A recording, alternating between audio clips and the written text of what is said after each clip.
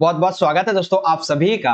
आज की ये वीडियो क्लास 11 के मिड टर्म एग्जाम्स के लिए बहुत ही ज्यादा इंपॉर्टेंट होने वाली है। इस वीडियो में हम इंग्लिश के मिड टर्म क्वेश्चन पेपर को सॉल्व करेंगे बहुत ही अच्छी तरह से। और ये क्वेश्चन पेपर आपके अक्टूबर एग्जाम जो हो रहे हैं इसके लिए बहुत ही ज्यादा इंपॉर्टेंट होने वाली है। बेसिकली जो क्वेश्चन पेपर अभी हम सॉल्व करेंगे इसका हमने सेक्शन नंबर ए और सेक्शन नंबर बी यानी कि रीडिंग एंड राइटिंग ये हमने ऑलरेडी कंप्लीट कर लिया हुआ है। अगर आपको ये देखना है तो यहाँ पे आई बटन में आपको लिंक मिल जाएगा, यहाँ से देख लेना, या फिर आप डिस्क्रिप्शन बॉक्स में जाना, बिल्कुल टॉप पे आपको लिंक मिल जाएगा, पार्ट 1 का देख लीजिएगा। ये पार्ट 2 है। इस पार्ट 2 में हम आपका सेक्शन नंबर सी जिसे हम लिटरेचर कहते हैं ये हम डिस्कस करने वाले। ठीक है, पार्ट 1 का लिंक यहाँ से मिल जाएगा आई बटन में, या फिर आप डिस्क्रिप्शन बॉक्स में जाके चेक करके जा सकते हो। ठीक है, तो यहाँ पे आपको ये तो पता ही होगा, टाइमिंग 3 घंटे की है, मैक्सिमम मार्क्स 80 है, नंबर ऑफ सेक्शन टोटल 3 होने वाले हैं। अब देखिए हमने पिछली वीडियो में क्या क्या डिस्कस किया था। तो पहले सेक्शन ए यानी कि रीडिंग स्किल जो कि 20 मार्क्स का आता है, इसमें क्वेश्चन नंबर 1 था 10 मार्क्स का, एक मार्क्स के यहाँ पे 10 क्वेश्चन पूछे गए थे, वो डिस्कस किए थे हमने।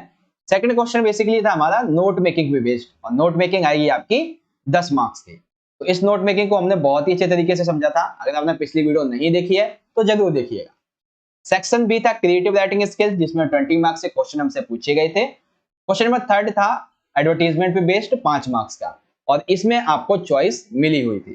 ठीक है, जिसमें पहला था सिचुएशन वेकेंट के ऊपर किस तरीके से लिखना था, दूसरा था सिचुएशन वांटेड के ऊपर कैसे लिखना था।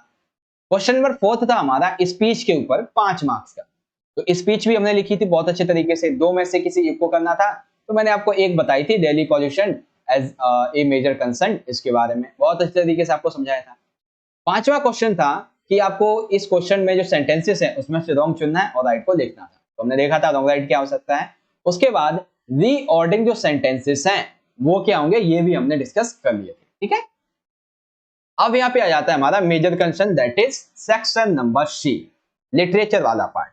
तो ये आएगा आपका 40 मार्क्स का, जिसमें से क्वेश्चन नंबर 7 देखिए क्या है, read the following passage carefully and answer the question asked. इसको पढ़ो और जो क्वेश्चन पूछे गए आंसर करो।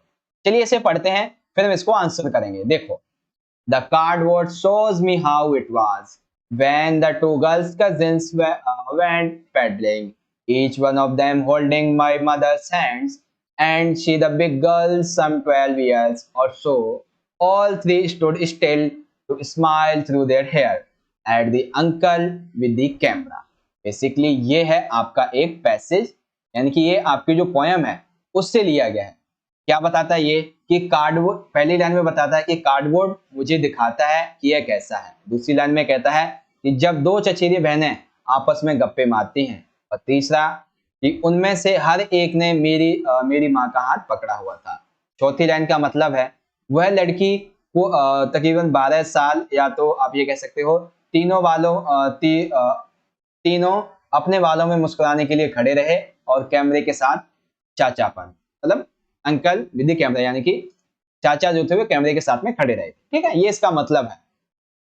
आंसर और क्वेश्चन देखिए, पहला क्वेश्चन है the cardboard in the poem a photograph suggest, यानी कि जो कार्डबोर्ड है वो क्या यहाँ पे दर्शाता है।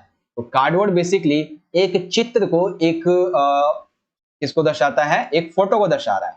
ठीक है, एक तस्वीर को दर्शा रहा है। दूसरा, what does the word cardboard denote in the poem, यानी कि इस पोएम में कार्डबोर्ड शब्द जो है वो क्या दर्शा रहा है। इसका पहला तो ये था कि इसका मतलब क्या है, और दूसरा ये कि यहाँ पे किस चीज को डिनोट कर रहा है, किस चीज को दर्शा रहा है। तो ये दर्शा रहा है basically pasted photograph pasted on a hard thick paper, यानी कि एक मोटे से कागज पर चिपकाई गई फोटोग्राफ को कार्डबोर्ड डिनोट कर रहा है, प्रदर्शित कर रहा है। तीसरा देखिए, what does circumstances refers to, यानी कि इस स्टैंजा में किस चीज के सर्कमस्टांसेस को बताया गया। तो वो था death of the poet's mother, यानी कि जो पोएट्स है उसकी मां की मृत्यु के बारे में। ठीक है, चौथा देखिए, the two cousins were holding on the poet's mother hands, यानी कि इस लाइन में जो टू कजिन्स हैं उन्होंने क्यों पोएट्स की मां का हाथ पकड़ा हुआ था। तो पहला, she was the oldest among them, यानी कि क्योंकि वो उससे ज्यादा बूढ़ी थी इसलिए सहारा मिल सके। शी सीम्स अफिशिएटेड, यानी कि वो उनसे स्नेह करती थी। साथ ही साथ it shows a sense of security among the younger girl, यानी कि जो लड़कियां हैं, बड़ी लड़कियां, उनके लिए सुरक्षा के प्रति। तो हम कहेंगे ऑल ऑफ द अबव हमारा यहाँ पे राइट आंसर बनता है। ठीक है बच्चों, बहुत ही प्रेम पूर्वक आपको समझा रहा हूं, बहुत ही बढ़िया तरीके से। पांचवा देखिए, and she the big girl, यानी कि अब वो एक बड़ी लड़की थी। Who is she in the line, यानी कि इन लाइंस में शी कौन है? तो इन लाइन में शी है पोइट की मदर, तो यहाँ पे हम कहेंगे मदर इज शी। तो उसके बाद छठा क्या है, what do you think made the poet's mother laugh, यानी कि आप क्या सोचते हो कि उसकी माँ इस कविता में हंसी थी? तो जी हाँ, बिल्कुल हंसी थी। क्यों? क्योंकि the dress and behaviour of her cousins Betty and Dolly made the poet's mother laugh. It's evident that they had put on some quaint dress which amused her, यानी कि पोएट की माँ क्या होती है कि उसके चचेरे और चचेरे भाई की बेटी और डॉली, इनके पैबान जो पहनावे होते हैं, विवाद होते हैं, उसको देख के हंसती है। हाँ, ये स्पष्ट है कि उन्होंने कुछ विचित्र पोशाक पहन रखी थी इन दोनों लड़कियों ने, जिसकी वजह से उसकी माँ खुश हो जाती है, हंसने लगती है। तो ये चीज है, तो हम कहेंगे हाँ, उसकी माँ हंस रही थी। तो क्वेश्चन नंबर 7 इस तरह से हमारा यहाँ पे होता है कंप्लीट। बिल्कुल बहुत बेहतरीन तरीके से आपको समझा दिया है ना? आया समझ में? बहुत अच्छे तरीके से आया समझ में? तो कमेंट में बताओ यस सर आ गया समझ में। अब देखो आठवां, ये पैसेज है आपके चैप्टर से, जो आपका चैप्टर नंबर है डिस्कवरिंग सागा ट्रुथ्स, उससे संबंध में। ठीक है, चलिए इसके क्वेश्चन आंसर को डिस्कस करते हैं। आप इसे चाहो तो वीडियो को पॉज करके इजीली पढ़ लेना। ठीक है, मैं सीधा आंसर की बात करता हूँ।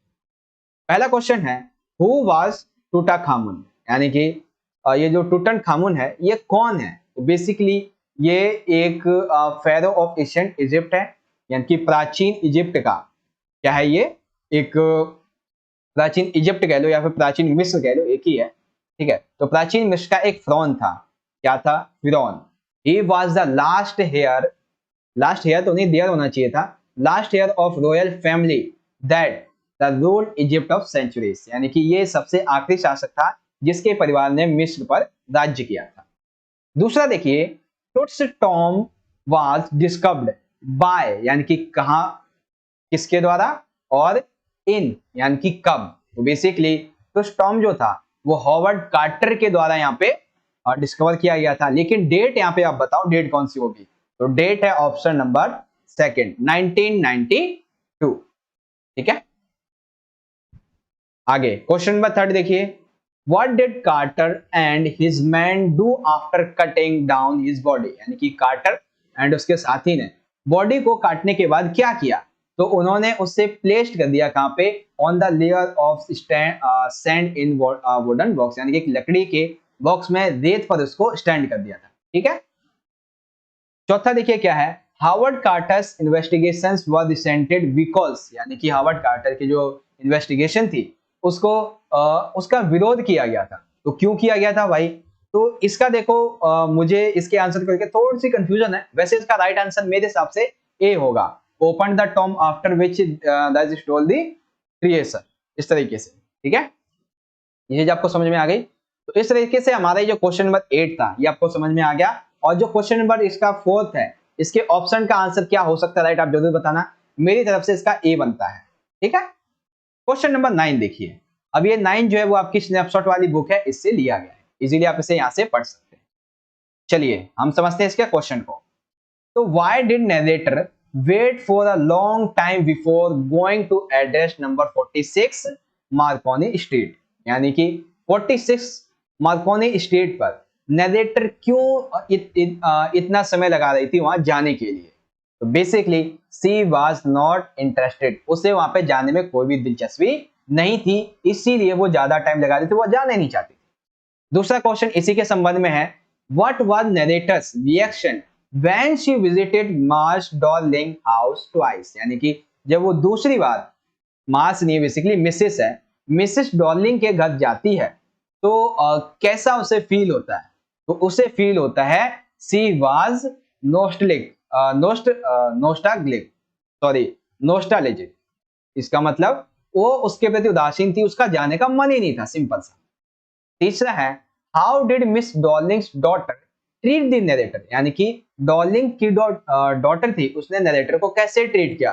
तो उसने उसे ऑफर की एक चाय, यानी कि she offered her a cup of T, यानी कि उसे उसने चाय के लिए पूछा, चाय के लिए ट्रीट किया, इस ऐसे लिखेंगे। ठीक है, चौथा देखिए, what were the things for which the ये क्या है, गारफोलियन फैमिली वाज फेमस। तो यहाँ पे हम क्या देखेंगे, वो पॉवर्टी के लिए भी फेमस थी और ऑनेस्टी के लिए भी फेमस थी। तो ए एंड बी हमारे यहाँ पे राइट आंसर इसका बनता है। ठीक है, हालांकि ये थोड़ा सा आउट ऑफ इस चैप्टर की लग रहा है, लेकिन अब क्वेश्चन है तो आंसर तो हमें लिखना पड़ेगा, तो डी आंसर राइट है। पांचवा देखिए, why did narrator go to miss Dorling house, यानी कि नरेटर क्यों आखिर डॉर्लिंग हाउस के घर जाना चाहता था। तो बेसिकली वो इसलिए जाना चाहती थी to collect her valuable belongings which her mother had given her during war time, यानी कि वो इसलिए जाना चाहती थी क्योंकि उसके कुछ कीमती सामान रह गए थे जो उसे उसकी माँ ने तब दिए थे जब युद्ध चल रहा था। ठीक है, उस सामान को लेने के लिए। छठा देखिए, why did author not want to go back there again, यानी कि वो अब वहां पे वापस दोबारा नहीं जाना चाहती थी, ऐसा क्यों। तो हर आवन things had lost their importance of for her, यानी कि उसकी अपनी कुछ चीजें थी और साथ ही साथ उसके ऐसा लगता था कि उसकी जो इंपॉर्टेंस है वो इस चीज से खत्म हो रही है, उसके महत्व जो है वो घट रहा है, ये चीज यहाँ पे दर्शाई। ठीक है, तो आपको समझ में आ गया। क्वेश्चन नंबर यहाँ पे हमारा 9। इस तरह से हमारे जो एमसीक्यू बेस्ड क्वेश्चन थे 1-1 मार्क्स के, वो यहाँ पे अब हो जाते हैं खत्म। अब देखो क्वेश्चन नंबर 10।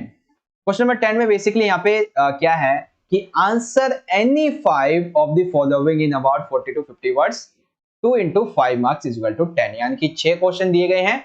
इन 6 क्वेश्चन में से किन्हीं 5 प्रश्नों को आपको हल करना है। चलिए पहला प्रश्न देखते हैं।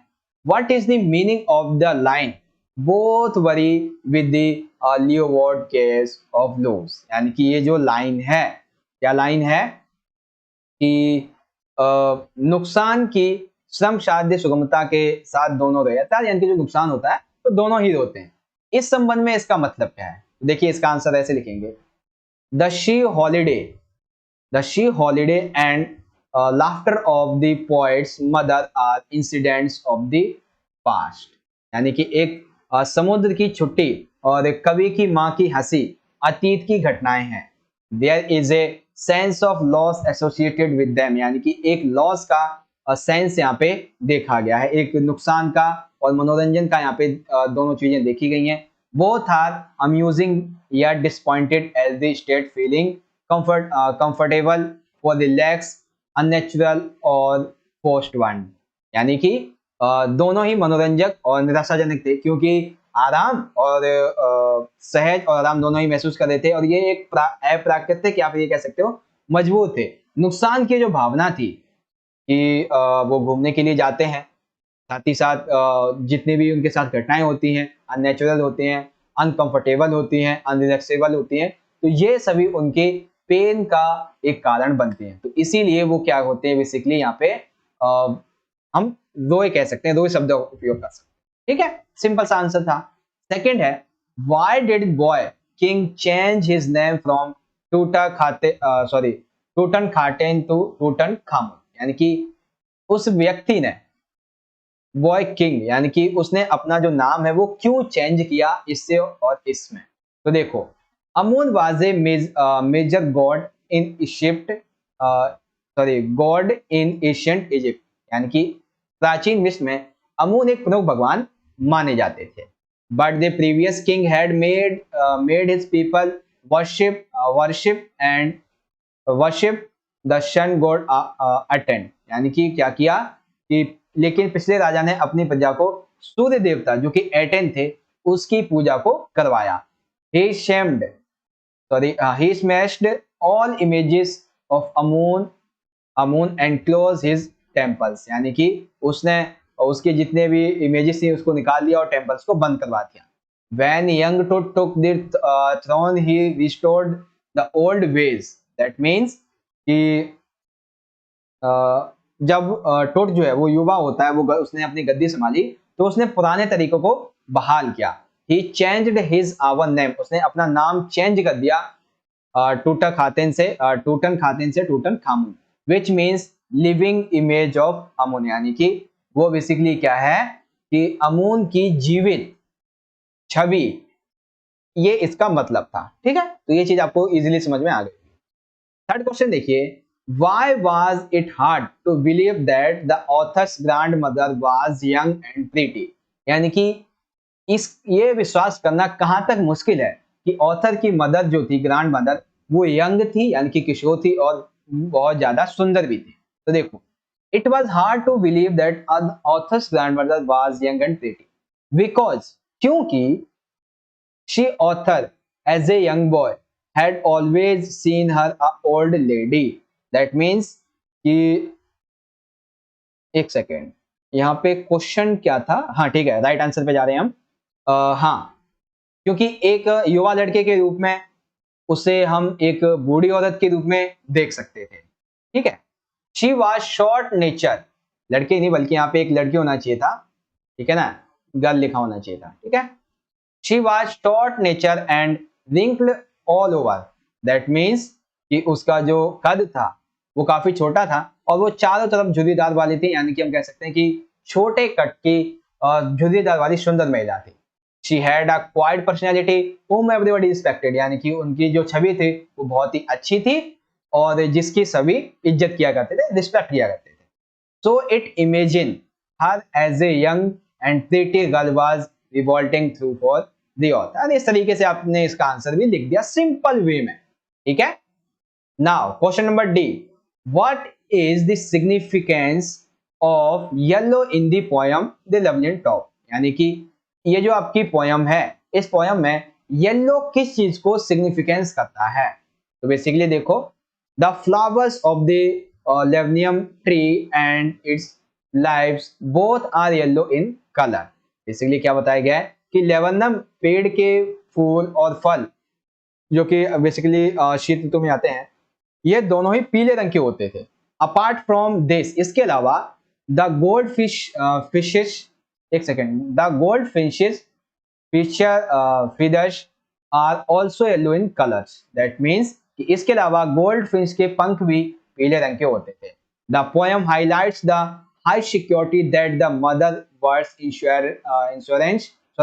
Ensures for her babies and their color yellow helps in ये क्या है, एक second, camouflaging the babies। that means ये कविता में उच्च सुरक्षा पर प्रकाश डालती है, जो पक्षी माता अपने बच्चे के लिए रंग सुरक्षित करती है और पीले रंग बच्चे को छिपाने में मदद करता है।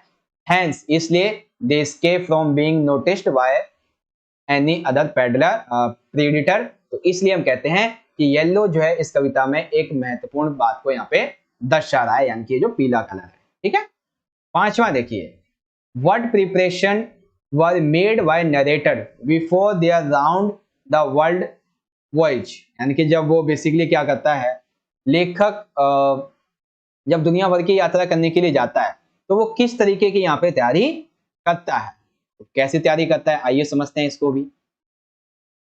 कहाँ गया हमारा, हाँ ये रहा। देखिए, the writer wanted to go around the world voyage as a captain James Cook had done about 200 years earlier।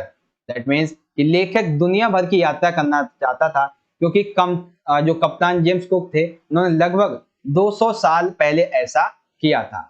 For about 16 years both he and his wife used to spend all their free time in improving their sailing skills on the British Sea। That means लगभग 16 वर्षों तक वो बंदा और उसकी जो पत्नी थी वो दोनों ही आपस मतलब कि अपना सारा खाली समय ब्रिटिश समुद्र पर अपने जो नौकायान थे उसके कौशल को और अच्छा बनाने में लगे रहते थे।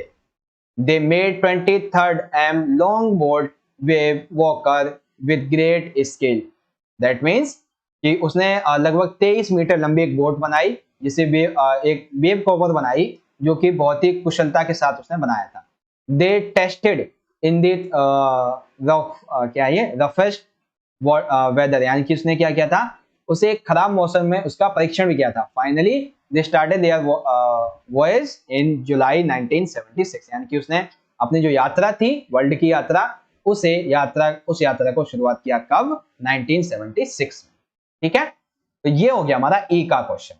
और सबसे आखिरी है how did Carter separate Tut's mummy from coffin. इसका मतलब क्या है भाई? तो इसका मतलब ये है कि कार्टर ने जो टुट्स की मम्मी थी, मम्मी होती है, उसको ताबूत से कैसे अलग किया था। ठीक है ना?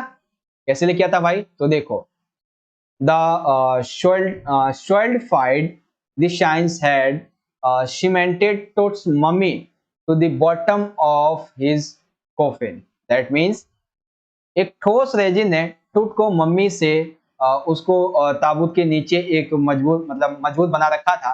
तो कार्टर ट्राइड, वो ट्राइड करता है to loosen the resins in sun's head but could not succeed. यानी कि बेसिकली क्या होता है कि कार्टर ने सूरज की गर्मी से रेजिन को ढीला करने की कोशिश की, लेकिन वो सफल नहीं हो पाया। At last he used a chisel to separate Tut's mummy from coffin. यानी कि उसने एक छेनी का इस्तेमाल किया उस मम्मी को उस टुट से बाहर लाने के लिए। ठीक है, तो ये क्वेश्चन नंबर 10 के हमारे 2 मार्क्स के 6 क्वेश्चन थे, जिसमें से आपको किन्हीं 5 प्रश्नों के उत्तर लिखने थे। और 5 प्रश्न के उत्तर में ए का, बी का, सी का, डी का, ई का, एफ का, हर एक क्वेश्चन का आंसर हमने कर लिया बहुत अच्छे तरीके से। क्वेश्चन नंबर 11, अब ये जो क्वेश्चन है वो आपकी स्नैपशॉट बुक के संबंध में। देखिए क्वेश्चन क्या है? क्वेश्चन है व्हाट पॉइंट्स, यहाँ पे बेसिकली पहले क्या करना है, 3 में से किन्हीं 2 का आंसर आपको लिखना है।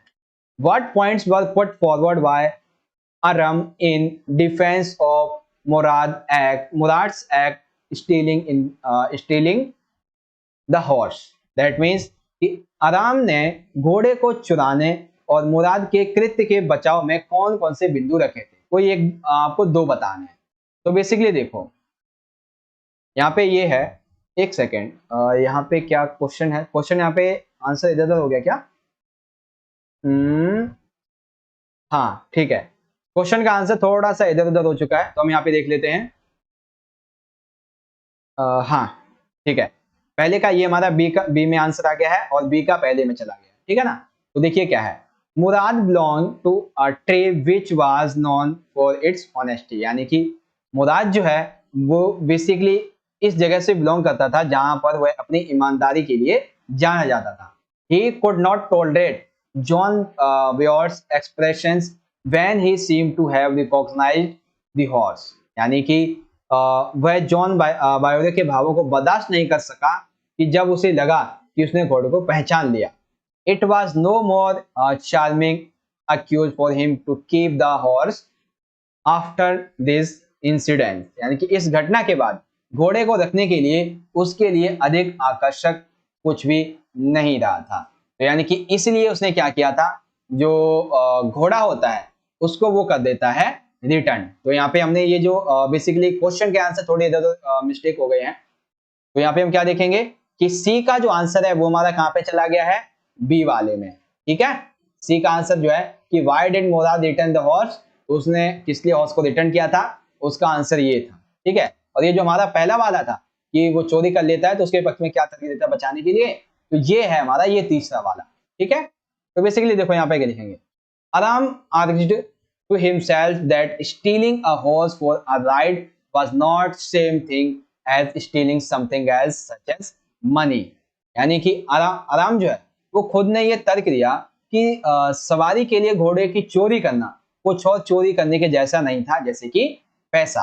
And then he went a little ahead by saying that if one was so much crazy about horse by Murad and himself were, it was not stealing at all। That means कि और फिर यह कहकर कि थोड़ा आगे बढ़कर अगर आप कोई घोड़े को इतना दीवाने हैं तो जैसा कि मुराद और वो खुद थे तो वो चोरी नहीं कर रहे थे। दैट मीन्स वो क्या कर रहे थे, अपनी मनपसंद चीज को ले जा रहे थे, चोरी नहीं कर रहे थे। ठीक है, ये बताया गया है। देन ये भी है कि it would not become stealing until they offered to sell the horse and he was sure that last thing they would never be doing। देखो सिंपल सा मतलब है कि आराम ने खुद से ये तर्क दिया था कि सवारी के लिए घोड़े की चोरी करना जैसा हम पैसों की चोरी करते हैं उसके जैसा नहीं था, और फिर भी वो ये कहकर थोड़ा आगे चला जाता है कि अगर घोड़ों का कोई इतना दीवाना है जैसे कि मुराद वे खुद थे तो उन्होंने चोरी नहीं किया, बस वो अपनी उसके प्रति प्रेम को यहाँ पे दर्शा रहे थे। जब तक घोड़े को बेचने की पेशकश नहीं करेंगे तब तक ये चोरी नहीं होगी, यानी कि चोरी तब तक चोरी नहीं मानी जाएगी जब तक हम घोड़े को बेचने की पेशकश नहीं करते हैं। और आखिरी चीज, वे ये नहीं कभी करेंगे, वे अब ये चोरी कभी नहीं करेंगे, ये बताएंगे। ठीक है, तो इस तरीके से उन्होंने अपने आप को बचाने के लिए कहानियां बनाई।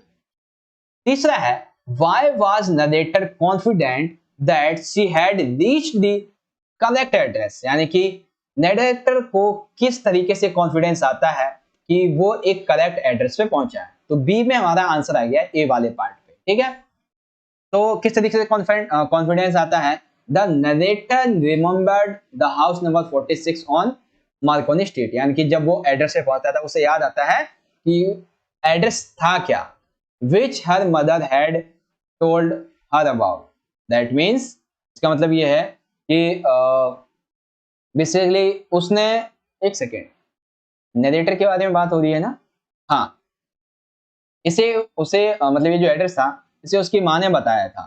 ठीक है, उसके बाद she also recognized the green plated cardigan with wooden buttons which Miss Darling was wearing as it belonged to her mother. That means कि उसने लड़की के बटनों वाले हरे रंग के बने हुए कार्डियन को भी पहचाना जिससे श्रीमती डॉर्लिंग ने पहन रखा था, क्योंकि उसकी मां का था। तो एड्रेस का नाम याद आना और ये कपड़े वाली जो बात है, इसकी वजह से हम ये कह सकते हैं कि हाँ, क्या हाँ भाई, कि हाँ उसे कॉन्फिडेंस था कि अब वो उसी जगह पे आ चुका है, एक करेक्ट एड्रेस पे आ चुका है। ठीक है, तो ये हो गया हमारा यहाँ पे क्वेश्चन नंबर 11 कंप्लीट, तीनों ही पार्ट।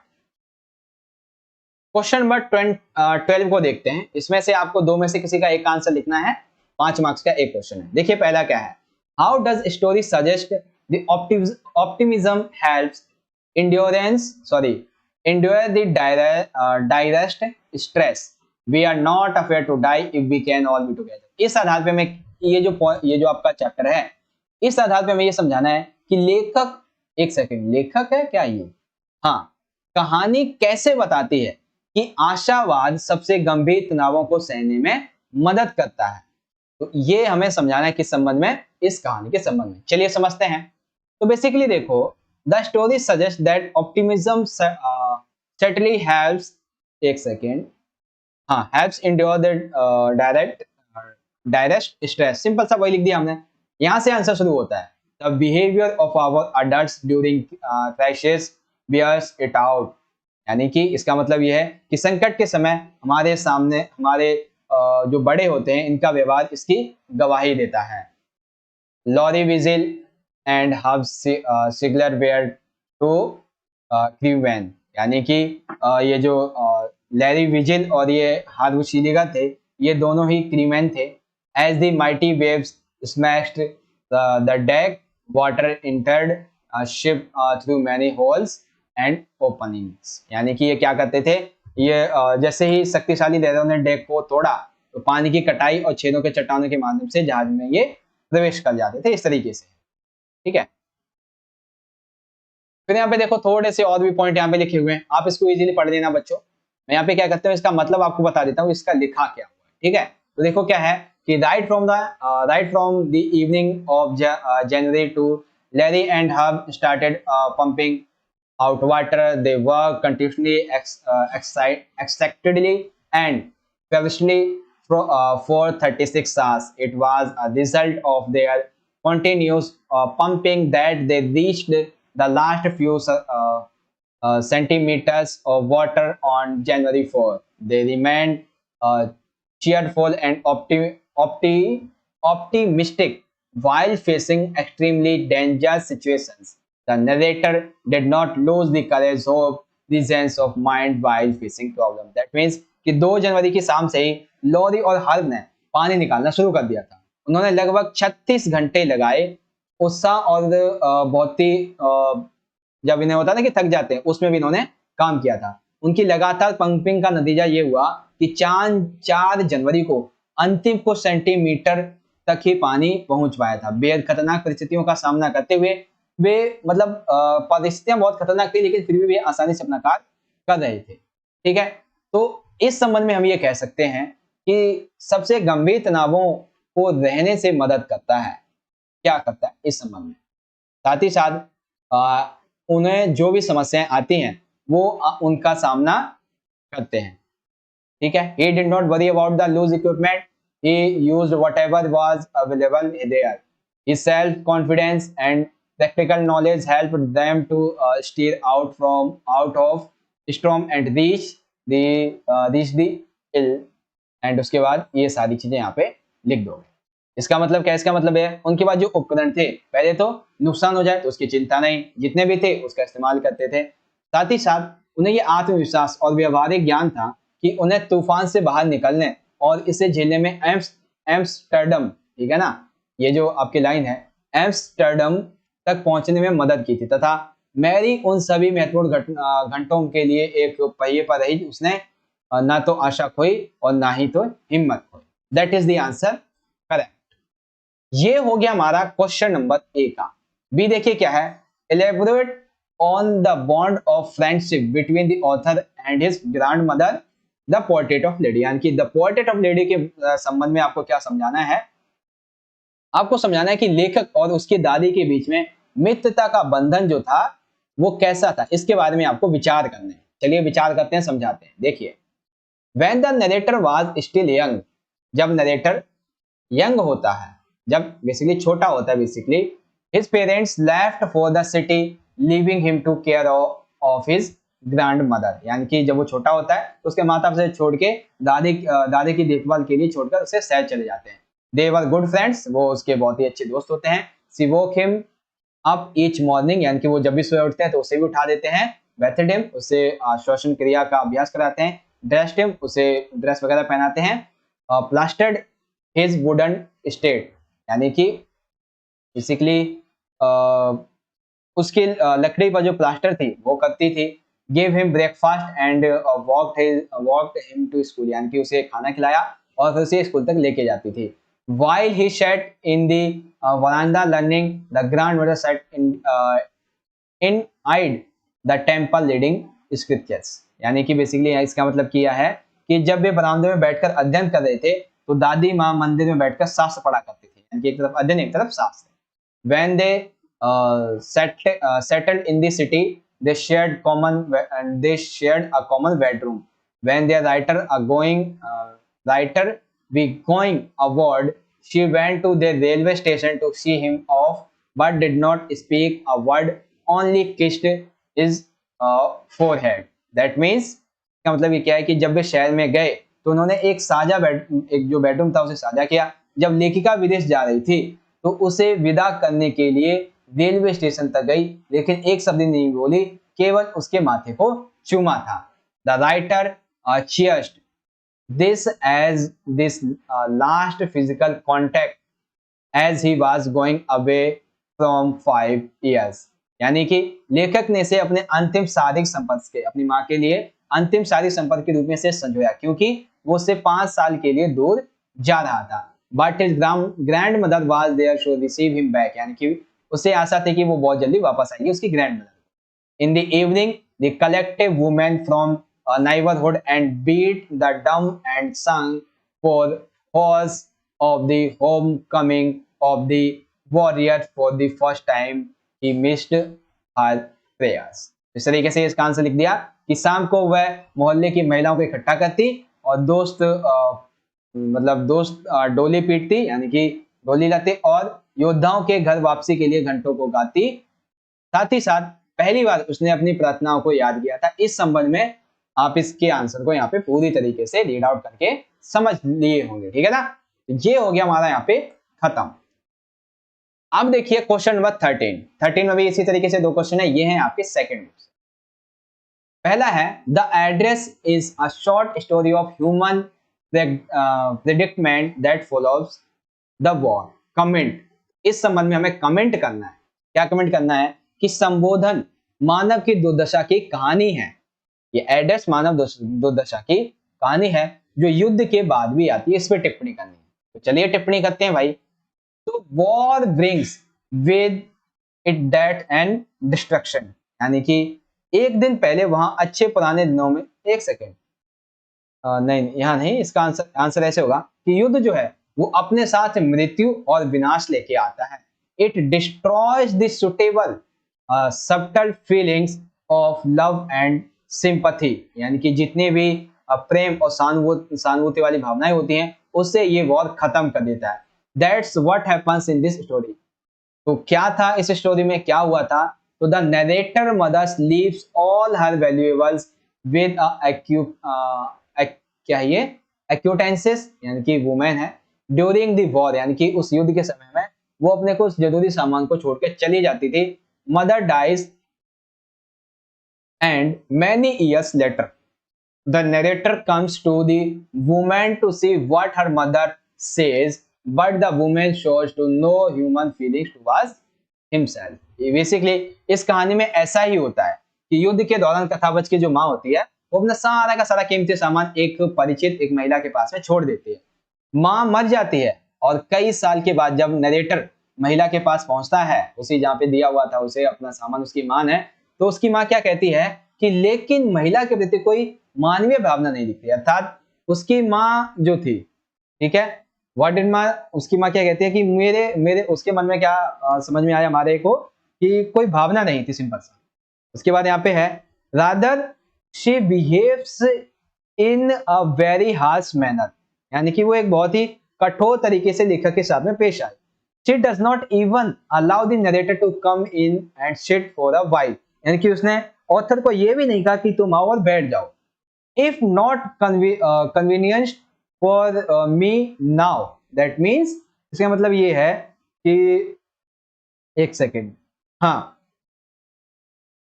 यह अब मेरे लिए सुविधाजनक नहीं था।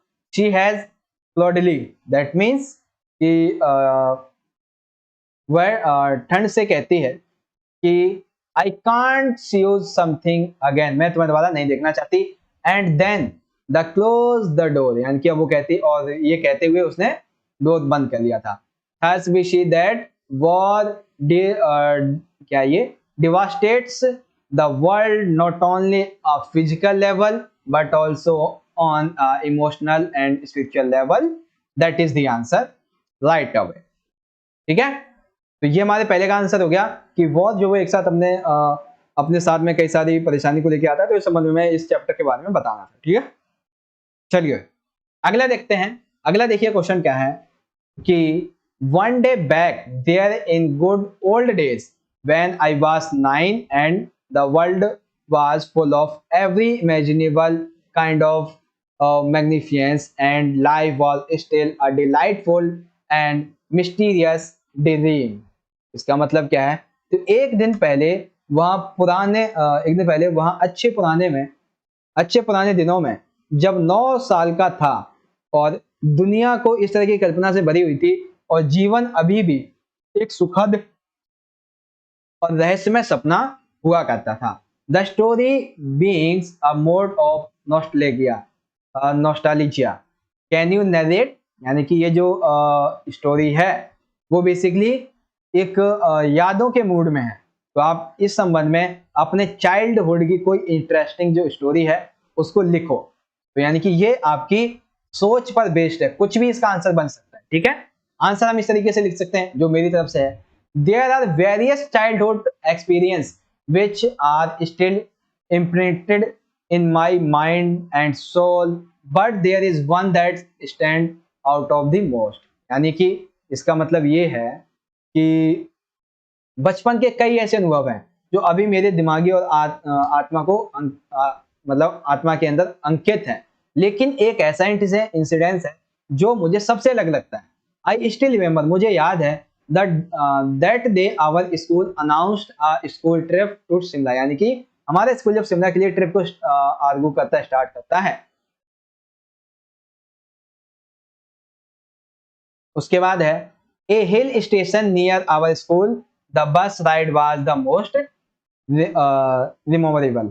दैट मीन्स इसका मतलब ये है कि मुझे आज भी वो याद है कि उस दिन हमारे स्कूल के पास में एक हिल स्टेशन यानी कि शिमला, उसके लिए स्कूल की तरफ से यात्रा की घोषणा की थी।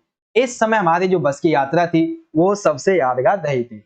The ride was pleasant and there were severe rivers that we passed, यानी कि ये जो राइड थी, सवारी थी, वो काफी सुखद थी और हमने कई नदियों को पास किया था देखते हुए। We stopped at a petrol station, हम एक पेट्रोल स्टेशन में रुके थे। And we asked to get down if we wanted to, यानी कि हमने कहा था कि क्या हम नीचे उतर सकते हैं इस बारे में। My friends and I got down to take a little rest and cocks for our energy for the ride ahead, यानी कि मैं और मेरे दोस्त थोड़ा आराम करने के लिए नीचे उतर गए और आगे की सवारी के लिए अपनी ऊर्जा का इस्तेमाल किया था। While they were just walking around, a friend of mine called and said that he had been camel. अब इसका मतलब क्या हुआ भाई? तो इसका मतलब हुआ कि जब ये खेल रहे होते हैं, मतलब ये चल रहे होते हैं, तब बेसिकली क्या होता है कि उन्हें एक फोन आता है और फोन पे ये कहा जाता है कि उसने एक ऊंट को देखा है और वह अब उस क्षेत्र में पहुंचने वाला है। तो इस संबंध में आप इसे लिखोगे, ठीक है? ये हमारा क्वेश्चन पेपर हो गया। फिर यहाँ पे आगे देख लीजिए, छोटी 2-3 लाइन और हैं। He must have been with the nomads, that means वह खाना बदोशों के साथ रहते लोग थे। We touched it and excitement with which we looked at it was almost like seeing a unicorn. After that, our teacher called us back and we got on the bus and journey continued. इसका मतलब है वह खाना बदोशों के साथ रहती थी। हमने इससे हुआ कि हमें इससे ये भी पता चला कि जिस उत्साह के साथ हमने उसे देखा था वह लगभग उसी के जैसे दिखता था। उसके बाद हमारे शिक्षक ने वापस बुलाया और हम बस में चढ़ाए गए और हमारी यात्रा इस तरह से कंप्लीट हो जाती है, ठीक है? तो इस तरीके से क्वेश्चन नंबर 13 के भी ये दोनों के दोनों पार्ट्स हमारे कंप्लीट हो जाते हैं। तो यहां से हमने देखा था सेक्शन नंबर सी, ठीक है, लिटरेचर वाला पार्ट। कहां चला गया? हाँ, ये था हमारा लिटरेचर वाला पार्ट। बहुत दूर है। क्वेश्चन नंबर कार्डबोर्ड, हाँ यही होगा, ये रहा। ये है लिटरेचर वाला पार्ट। तो इसको हमने बहुत ही अच्छे तरीके से डिस्कस कर लिया है। अगर आपने पार्ट 1 को नहीं देखा है तो पार्ट 1 का बच्चों लिंक यहाँ पे आई बटन में मिल जाएगा, यहां से देख लो। डिस्क्रिप्शन बॉक्स में मिल जाएगा बिल्कुल टॉप पे, वहां से देख लेना, क्योंकि क्वेश्चन पेपर के हर एक पार्ट को आपके लिए देखना बहुत ही ज्यादा जरूरी हो जाता है। तो यहाँ पे ये हो जाता है हमारा आज के क्लास 11 का जो इंग्लिश का मिड टर्म क्वेश्चन पेपर था कंप्लीट, जिसे हमने 2 पार्ट में बहुत ही अच्छे तरीके से डिस्कस किया है।